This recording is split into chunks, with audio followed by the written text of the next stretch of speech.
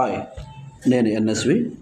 ఈ మధ్యకాలంలో ఐటీఐ వాళ్ళకి రిటన్ ఎగ్జామ్ పాస్ అయిన తర్వాత trade test are skill test అనేది కండక్ట్ చేస్తున్నారు.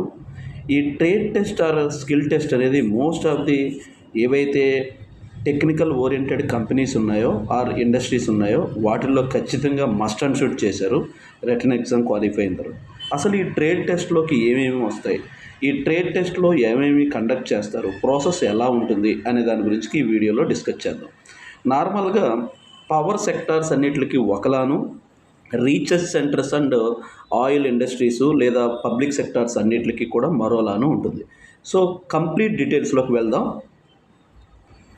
ఈ స్కిల్ టెస్ట్ యొక్క ప్రోగ్రామ్ని రీసెంట్గా జరిగినటువంటి DRDO, ISRO, BARC, IOCL, HPCL, ఇలా power grid corporation of India limited మరియు జేఎల్ఎం ఇలాంటి వాటిలో ఏ విధంగా అయితే జరిగిందో దాని ప్రాసెస్ని బేస్ చేసుకుని ఇంతకుముందు జరిగినటువంటి ఫీడ్బ్యాక్ని బేస్ చేసుకుని ఈ వీడియో చేయడం జరిగింది. పర్టికులర్గా రీసెర్చ్ సెంటర్స్ డిఆర్డిఓలో ఏదైతే జరుగుతుందో ప్రాసెస్ అది మాత్రమే కొంచెం ఎక్స్పెన్సివ్గాను, గట్టిగాను, స్ట్రెస్గాను ఉంటుంది. రిమైనింగ్ అన్నీ కూడా సేమ్ సిమిలర్ ప్యాటర్నే ఫాలో అవుతాయి. అంతకన్నా ఎక్సెస్ మోడ్ అయితే ఉండదు.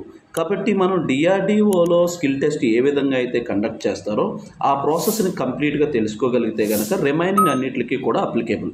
కానీ ఎక్సెప్ట్ ఒక ఐటీ ఎలక్ట్రీషియన్ వాళ్ళకి మాత్రం డిఆర్డిఓ, ఇస్రో, బార్క్, ఐఓసిఎల్, హెచ్పిసిఎల్లో ఒకలాను, power grid corporation of India లిమిటెడ్లోను మరియు జూనియర్ లైన్మెన్ ఏపీ, తెలంగాణలో మరొకలాను ఉంటుంది. సో ఎలక్ట్రికల్ పవర్ సెక్టార్స్ డిఫరెంట్గాను, రిమైనింగ్ అన్నీ డిఫరెంట్గాను ఉంటుంది ఒక ఎలక్ట్రికల్ వాళ్ళకి. ఆ ప్రాసెస్లోకి వెళ్దాం. పర్టికులర్గా ఈ video ITI fitter, machinist, electrician, electronic mechanic, instrumentation వీళ్ళందరికీ కూడా ఒకటే ప్రాసెస్ ఉంటుంది. పర్టికులర్లీ ఇప్పుడే చెప్పానుగా, పర్టికులర్లీ రీసెర్చ్ సెంటర్స్ అన్నిటిలోనూ ఒకేలా ఉంటుంది. సో ఇందులో జాబ్ యొక్క వర్క్ ఆర్ ప్రాక్టికల్స్ మాత్రమే చేంజ్ అవుతాయి తప్ప రిమైనింగ్ ప్రాసెస్ అంతా ఒకేలా ఉంటుంది. ఆ ప్రాసెస్ ఎలా ఉంటుందో ఒకసారి చూద్దాం. ఇంకా 3 స్టెప్స్ ఉంటాయి. ఒకటి వచ్చేటప్పటికి log notes or log book రాయడం, 2 వచ్చేటప్పటికి ప్రాక్టికల్స్ చేయడం, 3 వచ్చేటప్పటికి వైవా ఉంటుంది. లాగ్ బుక్ అంటే మనం ఈ ఎక్స్పెరిమెంట్ చేయడానికి ఏమేమి రిక్వైర్మెంట్స్ కావాలి, లేదా ప్రాసెస్ ఏంటి, ప్రొసీజర్ ఏంటి, ఏ టు జెడ్ రిజల్ట్ ఏంటి, ప్రికాషన్స్ ఏంటి, ఏ టు జెడ్ రాయడాన్ని ఇన్ టర్మ్స్ ఆఫ్ పేపర్ మీద పెన్తో రాయడాన్ని లాగ్ బుక్ నోట్ అని అంటాం. సో రెండోది వచ్చేటప్పటికి ప్రాక్టికల్స్, దాన్ని బేస్ చేసుకొని ప్రాక్టికల్స్ ఎలా చేస్తాం. మూడోది చేసినటువంటి వర్క్ మీద, చేసినటువంటి జాబ్ మీద, చేసినటువంటి ప్రాక్టికల్ మీద క్వశ్చన్స్ అడగొచ్చు, లేదా మీరు ఏ ట్రేడ్ అయితే చదువుకున్నారో ఆ ట్రేడ్ థియరీ మీద కానీ ప్రాక్టికల్ ఓరియంటెడ్ మీద కానీ బేసిక్ క్వశ్చన్స్ అనేవి ఉంటాయి. ఈ 3 ప్రాసెస్లు కూడా ఎలా ఉంటాయి అని అంటే కనుక, లైక్ ఫర్ ఎగ్జాంపుల్ ఒక్కొక్కసారి ఓన్లీ ప్రాక్టికల్స్ మాత్రమే ఉంటాయి టైం లేనప్పుడు, చాలా షార్ట్ పీరియడ్లో. ఒక్కొక్కసారి వాళ్ళ దగ్గర ఉన్నటువంటి సోర్సెస్ని బేస్ చేసుకొని ఒక టేబుల్ మీద కంప్లీట్గా ఎక్విప్మెంట్స్ లేదా జాయింట్స్ లేదా జాబ్స్ లేదా లైక్ వైరింగ్ రిలేటెడ్వి, ఫిట్టర్ అయితే కనుక జాబ్స్ రిలేటెడ్వి, ఇవన్నీ టేబుల్స్ మీద డిఫరెంట్ టేబుల్స్ మీద పెట్టి ఒక 5 డిఫరెంట్ పార్ట్స్ని సెలెక్ట్ చేసుకోమని మనకే చాయిస్ ఇచ్చి ఆ 5 పార్ట్స్ గురించి ఏ టు జెడ్ మెజర్మెంట్స్ దగ్గర నుంచి మెటీరియల్స్ వరకు ఏ టు జెడ్ క్వశ్చన్స్ అడగడానికి ఛాన్సెస్ ఉంటుంది. సో ఇక్కడ ఈ 3 ఏదో ఒక్కటే అడగొచ్చు, లేదా ఏవైనా 2 ఉండొచ్చు. ఒక్కొక్కసారి డిఆర్డిఓ లాంటి వాటికి, ఇస్రో లాంటి వాటికి 3 ప్రాసెస్లు కూడా ఉంటాయి.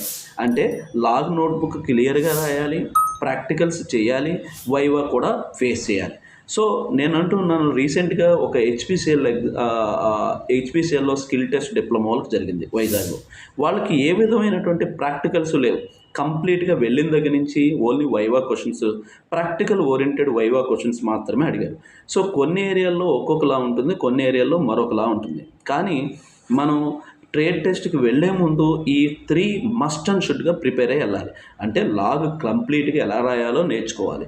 సెకండ్, సెలెక్టెడ్గా కొన్ని మాత్రమే ఉంటాయి. అంటే పర్టికులర్లీ ఎలక్ట్రీషియన్కి కొన్ని లిస్ట్ ఆఫ్ ప్రాక్టికల్స్ ఉంటాయి, ఎలక్ట్రానిక్స్కి కొన్ని లిస్ట్ ఆఫ్ ప్రాక్టికల్స్ ఉంటాయి, ఫిట్టర్కి కొన్ని లిస్ట్ ఆఫ్ ప్రాక్టికల్స్ ఉంటాయి, మిషనిస్ట్కి కొన్ని లిస్ట్ ఆఫ్ ప్రాక్టికల్స్ ఉంటాయి.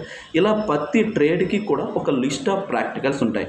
ఈ లిస్ట్ ఆఫ్ ప్రాక్టికల్స్ అన్నిటితోనూ కూడా ఒక్కొక్క బ్రాంచ్కి ఒక్కొక్క వీడియో చెప్పి నేను విడిగా సపరేట్ వీడియో చేయడం జరుగుతుంది త్వరలోనే.